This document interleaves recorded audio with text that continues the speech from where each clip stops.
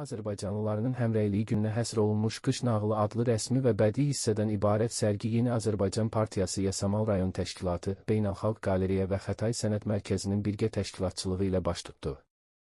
Layihə rəhbəri Aygün Əzizovanın təşəbbüsü ilə keçirilən bu tədbir həm milli həmrəyliyin, həm də incəsənətin gücünü bir araya gətirdi. Sərgini giriş sözü ilə açan Beynəlxalq Qaleriyanın direktoru Elnurə İskəndərova iştirakçıları salamlayaraq, dünya Azərbaycanlılarının həmrəyliyi günü və yeni ilin gəlişi münasibətilə təbriklərini çatdırdı. O, çıxışında birliyə çağırışın, uşaqların və yeniyetmələrin vətənpərvərlik ruhunda yetişdirilməsinin əhəmiyyətini vurğuladı. Vətənpərvərlik və Azərbaycançılıq ideologiyasının kiçik yaşlardan aşılanması sağlam cəmiyyətin təməlidir.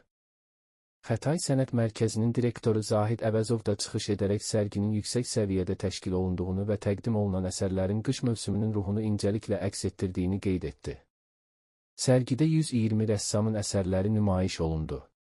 Tədbirdə Şatu Sənət Evinin rəhbəri Turan İlham, Şəhanə Art Studiyonun rəhbəri Şəhanə Paşayeva, Menar Kids School'un Xətai filialı və Panda School'un müəllimi Elmira Həsənova, Azad və Bumerang tədris mərkəzlərinin müəllimi Fidan Abidova, İnci Akademinin rəhbəri İnci Məstəliyeva, RF Art Studiyonun rəhbəri Fidan Rüstəmzadə, rəssamlar Səadət Nərmin Hacıyeva və Aygün Qürbətova tələbələri ilə birlikdə iştirak edirdilər.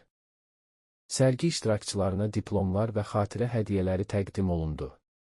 Bu tədbir bir daha sübut etdi ki, sənət və həmrəylik bir araya gəldikdə ortaya həm ruhu oxşayan, həm də gələcək nəsillərə örnək olacaq layihələr çıxır. Tədbirin bədii hissəsi də xüsusi maraqla qarşılandı. Şuşa Dövlət Musiqili Dram Teatrının quruluşçu baletmistri, Bakı İstanbul Liseyinin müəllimi və Xarı Bülbül rəqs qrupunun rəhbəri Amil Əhmədovun tələbələrinin ifasında Arşın Malalan, Heyvagülü və Yalı rəqsləri, həmçinin tədbir iştirakçılarının ifaları tədbirə rəngarənglik qatdı.